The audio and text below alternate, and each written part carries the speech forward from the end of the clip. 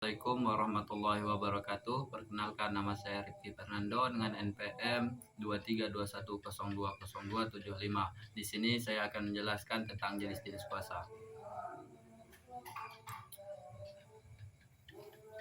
Kuasa menurut peruntukannya dibedakan atas kuasa umum dan kuasa khusus. Kuasa dalam hukum perdata mencakup kuasa yang dibuat oleh para pihak dan kuasa menurut hukum. Kuasa yang dapat dipakai berperkara di muka pengadilan dapat berupa kuasa yang dibuat oleh para pihak maupun kuasa menurut hukum. Berikut akan dipaparkan beberapa jenis kuasa yang dikenal dalam hukum perdata. Yang pertama yaitu kuasa umum. Kuasa umum adalah kuasa yang diberikan oleh pemberi kuasa kepada penerima kuasa mengenai tindakan-tindakan yang sifatnya umum, seperti pengurusan harta. Kuasa umum diatur dalam pasal 1795 KUHP Perdata yang menegaskan bahwa tujuan pemberian kuasa umum adalah memberikan kuasa atau wewenang kepada seseorang untuk mengurus kepentingan pemberi kuasa dalam hal melakukan tindakan pengurusan harta kekayaan.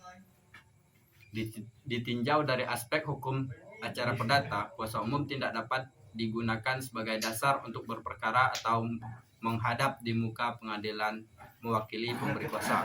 Pasal 123 ayat 1 HIR atau pasal 147 ayat 1 Kodua kecuali jika yang memberi kuasa itu hadir sendiri. Demikian hingga dapat dipahami bahwa kuasa umum pada dasarnya digunakan hanya untuk hal-hal atau tindakan di luar pengadilan.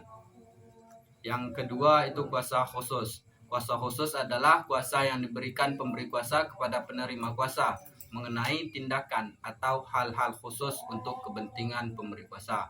Kuasa khusus pada umumnya merupakan kuasa untuk menghadap di pengadilan yang tunduk pada ketentuan dalam pasal 123 HIR atau pasal 147 R.BG. Kuasa khusus menghadap di pengadilan yang dibuat melalui surat kuasa khusus juga harus memperhatikan ketentuan-ketentuan dalam beberapa surat edaran Mahkamah Agung, yaitu yang pertama SEMA nomor 2 tahun 1959 pada intinya menekankan keharusan mencantumkan peruntukan kuasa menghadap di pengadilan serta tindakan-tindakan apa yang dikuasakan kepada penerima kuasa.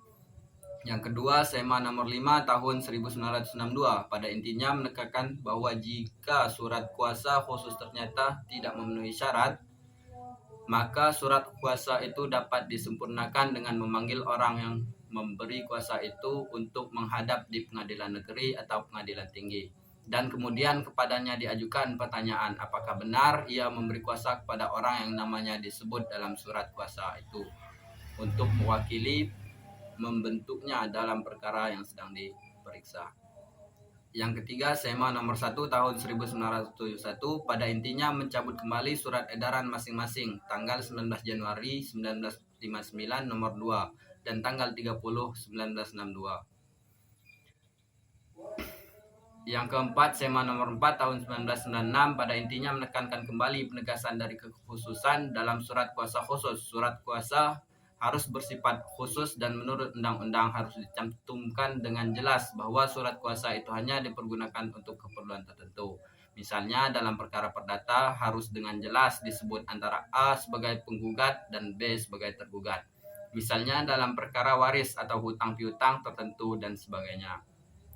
Yang ketiga itu kuasa istimewa. Kuasa istimewa adalah bentuk kuasa yang lebih khusus dari kuasa khusus. Kekhususan kuasa istimewa dari kuasa khusus adalah sifat perbuatan atau tindakan yang dikuasakan pada prinsipnya hanya dapat dilakukan oleh pemberi kuasa sendiri. Pada kuasa khusus, perbuatan atau tindakan yang dikuasakan pada dasarnya memang dapat diwakilkan, misalnya menghadiri persidangan. Sementara dalam kuasa istimewa, sifat perbuatan atau tindakannya menurut prinsip hukum hanya dapat dilakukan oleh yang bersangkutan sendiri. Beberapa perbuatan yang dikategorikan sebagai perbuatan yang ada prinsipnya hanya dapat dilakukan oleh prinsipal sendiri dan dapat dikuasakan melakukan kuasa istimewa antara lain. Yang pertama itu perbuatan. Yang kedua meletakkan hipotek atau tanggungan atas benda milik pemberi kuasa. Yang ketiga, membuat dan menandatangani akta-akta perdamaian atau akta lainnya dengan pihak ketiga. Yang keempat, mengucapkan sumpah penentu, sumpah penaksir, atau sumpah pelengkap di persidangan pengadilan.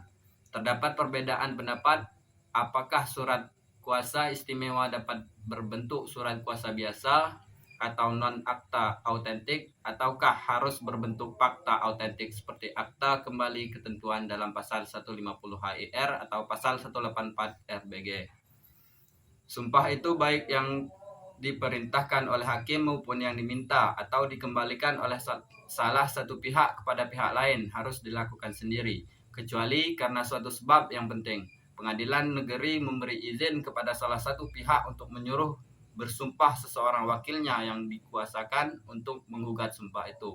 Maka kuasa itu hanya boleh diberikan dengan akta autentik yang memuat dengan jelas dan lengkap sumpah yang akan diangkat itu.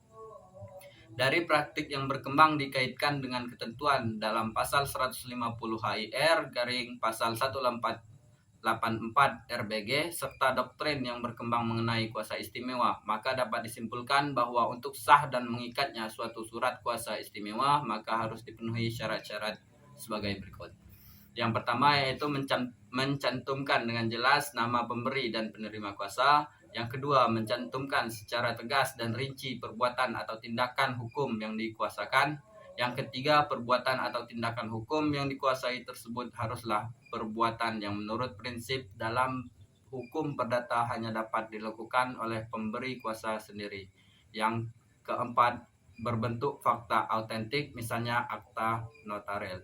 Sekian penjelasan dari saya. Saya akhiri. Wassalamualaikum warahmatullahi wabarakatuh.